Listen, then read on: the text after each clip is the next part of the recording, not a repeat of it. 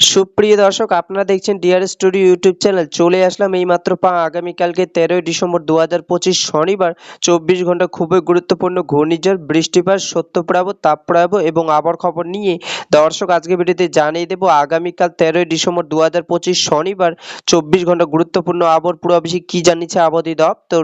আরও জানিয়ে দেবো স্যাটেলাইট রাডার মানচিত্রে অনুযায়ী আগামীকাল 13ই ডিসেম্বর শনিবার কেমন থাকতে পারে 24 ঘন্টা দেশের 8টি বিভাগে 64 জেলার আবহাওয়া। তাই প্রিয় দর্শক, আপনি কোন জেলা থেকে আজকে আমাদের খবরটি দেখছেন এবং আজ এই মুহূর্তে আপনাদের জেলার আবহাওয়ার পরিস্থিতি কেমন তা কমেন্টে জানিয়ে দিন।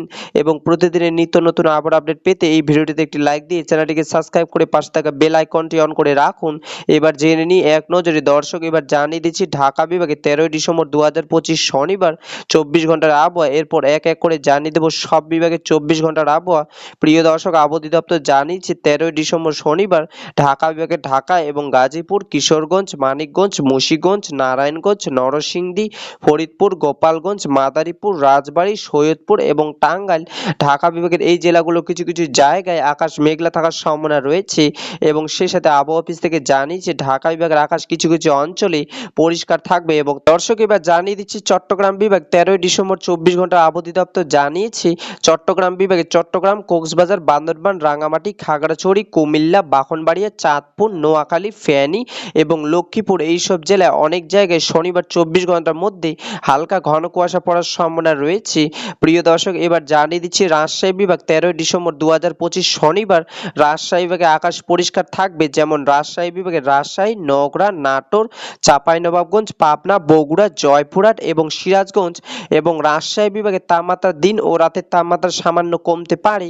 দর্শক, এবার জানিয়ে দিচ্ছি বরিশাল বিভাগ 13ই ডিসেম্বর শনিবার 24 ঘন্টা আবহাওয়া দপ্তর জানিয়েছে। প্রিয় দর্শক, আবহাওয়া অফিস থেকে জানিয়েছে বরিশাল এবং ভোলা, ঝালকাঠি, পটুয়াখালী, পিরোজপুর এবং বরগুনা জেলায় অনেক জায়গায় 13ই ডিসেম্বর শনিবার 24 ঘন্টার মধ্যে আকাশে মেঘলা থাকার সম্ভাবনা রয়েছে এবং তাপমাত্রা দিন ও রাতের তাপমাত্রা সামান্য কমতে পারে।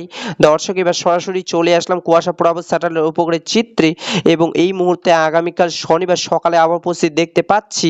সকালের দিকে সিলেট বিভাগে সিলেট, মৌলভীবাজার, হবিগঞ্জ, সুনামগঞ্জ এবং সে সাথে চট্টগ্রাম বিভাগে কিছু কিছু অঞ্চলে ঘন কুয়াশা পড়ার সম্ভাবনা রয়েছে। এবং প্রিয় দর্শক, আগামীকাল শনিবার শেষ রাতের দিকে আসার পর আমরা দেখতে পাচ্ছি আগামীকাল সিলেট বিভাগের অধিকাংশ অঞ্চলে এবং সে সাথে চট্টগ্রাম বিভাগে কিছু কিছু অঞ্চলে আগামীকাল শনিবার মধ্যরাত থেকে শেষ রাতের দিকে হালকা থেকে মাঝারি ধরনের ঘন কুয়াশা পড়ার সম্ভাবনা রয়েছে।